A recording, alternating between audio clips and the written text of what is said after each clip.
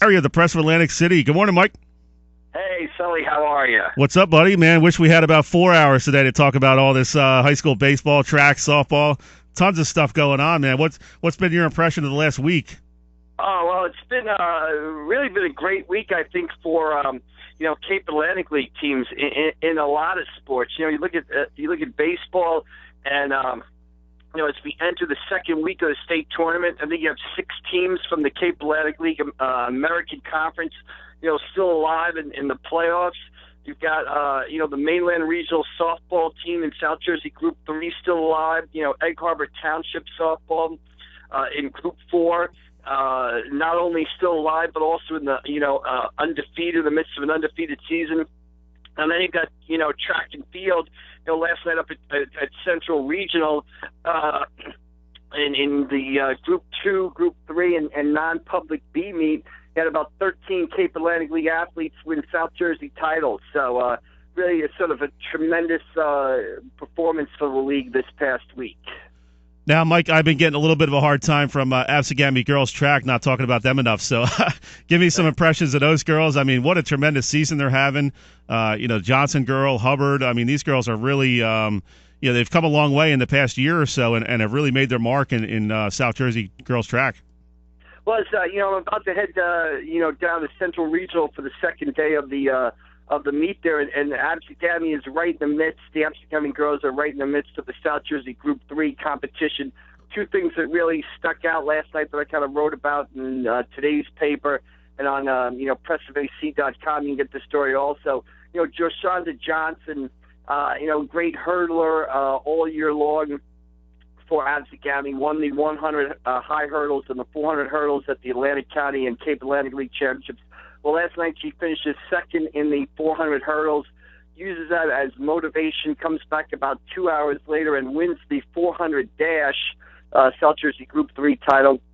And what was unique about it is she won it out of a non-seeded heat, which is almost impossible to do, especially when you're competing at the South Jersey level. So she wasn't running in the fastest heat, but yet she ran fast enough to beat the time of the winner of the seeded heat, so she won the overall race. And that's really, she called it surreal, and it's something you almost never see done, on the South Jersey, on the track meet, the level of the South Jersey Championship. And then Mariah Hubbard last night with a great night. I didn't get a chance to talk to her because she was just so busy competing. She won the high jump earlier in the meet and the triple jump later in the meet. So, the Absegami girls are in position to right there for the South Jersey Team Championship as we begin the second day of the South Jersey Championships in about an hour or so. Mike, talk a little bit real quick about Alyssa Aldridge. We've talked about her a number of times over the past couple of years. Still just a real young athlete as a sophomore there at Mainland, and she's doing some great things in the distance running. Broke the 5-minute barrier in the mile yesterday, and just such a great competitor. You don't really expect that from a girl. She's so nice, so personable, and man, she gets out there on the track and in cross country, and she's just refuses to lose. Yeah, absolutely. She ran a great race last night. Only a sophomore out of Mainland. She won the 1,600 meter, Group 3 1,600 meter in 4:59 and change. And for people that don't know, that 5-minute mark in the 1,600 run for girls track and field is one of those magic marks. So only a handful of girls in Cape Atlantic League history have broken that mark. And it really is just, it's one of those marks that sort of sets you apart. If you run faster than 5 minutes, in that 1,600, you're on a different level. And she was able to do it last night. Obviously she had the tremendous cross-country season in the fall, winning the Meet of Champions. Then she comes back, and really last night you would think she had won one before, but last night was her first outdoor South Jersey Championship, and she didn't really have a great outdoor season as a freshman last year. So not only did she break the 5-minute mark, but she also felt like she kind of proved herself on another level by really having her first really great outdoor track and field race. I'll tell you a guy real quick staying on track who's impressed me is Amir Brock from Egg Harbor Township. I mean, this kid, he anchors that 4x4 relay team and does some other, the quarter mile, stuff like that. And he's really been kind of the rock for that Egg Harbor Township boys track team. Yeah, absolutely. I think he won the Group 4 400 last night. and that, the South Jersey Championships are at split sites. Central Regional hosts 3 groups, and groups 1, 4, and non-public A are over at Egg Harbor Township today. And obviously, Amir Brock has Egg Harbor Township. They're going to be battling Rancocas Valley for that Group 4 title. And then, of course, there's the, ever-present Southern Regional girls who have had a great season with winning the Shore Conference and Ocean County titles, kind of be battling Lenape today in that South Jersey Group 4 competition over there at Egg Harbor Township today. Talking with Mike McGarry, Press of Atlantic City. Busy few weeks here for yourself, Mike, and guys like me and your boy Russo, Mike Frankel, all these guys. We keep seeing each other at all these events, and it's kind of one of the neat things about the end of spring sports. You're all over the place. And let's talk a little baseball. And what's your impressions of some of these tournaments? It seems to me like getting a top 4 seed isn't exactly a guarantee to even get to the semis this year. Well, baseball, is the most unpredictable of all sports. It comes down to pitching, and I don't care what, if you have a top seed and your pitcher goes out that day and doesn't have it, you can easily be beaten, especially in the depth of some of these groups, especially in Group 4, where we saw the 8-9 game was Eastern, Thomas River North. I mean, those are 2 teams that most people thought were in the top 20 in the state.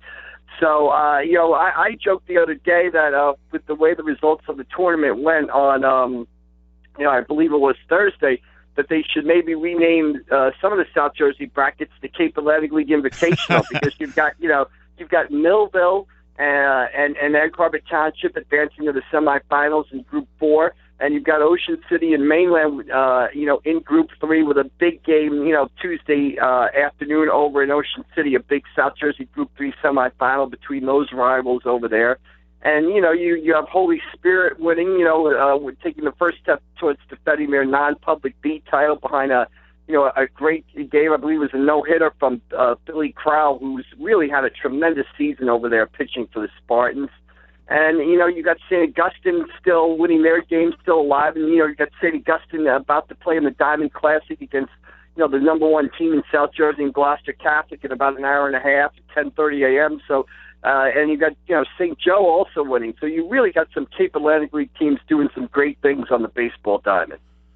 I got to believe your boy Kevin Minnick's going to go to bat for some Camden and Gloucester County teams.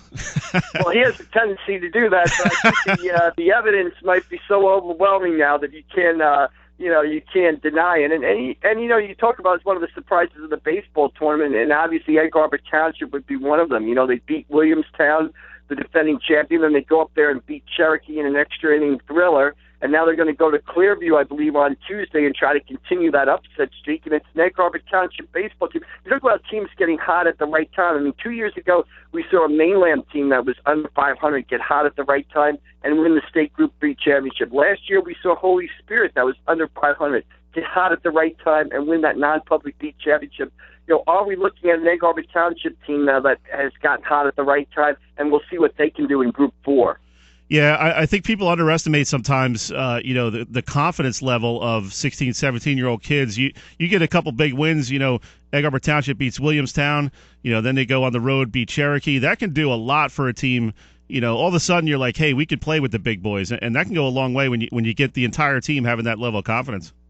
Yeah, not only that, but I think Egg Harbor Township quietly started playing well about 2 to 3 weeks ago. I remember them going over, I think it was to West Deptford and won the West Deptford tournament. They beat a good West Deptford team, I think, in that tournament, who, ended Barnegat and Jason Groom's season the other night, beating him 2-1 in the South Jersey Group 2 quarterfinals. And ever since that point, maybe about 3-4 weeks ago, Egg Harbor Township has kind of quietly played very well. And I think it's just a testament to the competition that you've got in that Cape Atlantic League American Conference where, the competition is so good and I think the pitching is so good that you're just going to lose some games at that level. And there's really not a whole lot you can do with it. But again, the key is to come back and get hot, at this time of year, which Egg Harbor Township has done. Mike, before we let you go, I want to talk for a minute or two about Jason Groom. You've covered him a lot this spring. Obviously, one of the top Major League Baseball prospects. Did you get any kind of indication from his advisor or his family about what they're thinking about the draft and where they might go in that draft? Any kind of what are your thoughts on what might happen here in a couple of weeks with the MLB draft? Well, I think after the loss the other night, he said he had a meeting with the Cleveland Indians. I think they're picking in the teens somewhere, and then he was going out to San Diego and Colorado for visits. I think both those teams have top 10 picks. Obviously the Phillies have that number 1 pick there. You kind of, in talking to people in the sort of draft industry, there seems to be an indication that the Phillies have kind of backed away from him a little bit. The Atlanta Braves at number 3 certainly seem to be a live possibility. He's definitely going to be taken in the top 10 picks. I wouldn't be surprised if he went in the top 5 picks. I wouldn't be surprised if the Atlanta Braves snatched him up at number 3. And then, last night for the first time, he left open the possibility that, he is committed to attend Vanderbilt University, which is one of the nation's top college baseball programs. He left open that possibility that that's still an option for him. How real, is that a negotiating sort of thing? Who knows?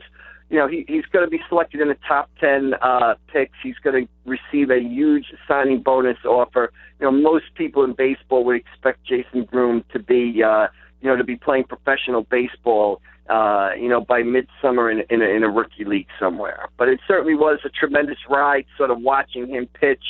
The thing that sticks out about, is the settings of a lot of the games, the game over in Camden, and no matter where he pitched, it wasn't just the fastball that impressed the crowd. The first time he threw his curveball in every game, there were a lot of oohs and ahs and gasps from fans. So that's the sort of image that I'll take away from him, is that the first time he threw that hook, it really kind of, it really took people back, and to see kind of a professional or major league curveball, up close and personal. Good stuff, Mike. Appreciate the time as always. Enjoy the rest of your Memorial Day weekend. Thanks, bud. All right, you too, Sully. Thanks anytime. All right, thanks, Mike. That was Mike McGarry, press of Atlantic City. We're going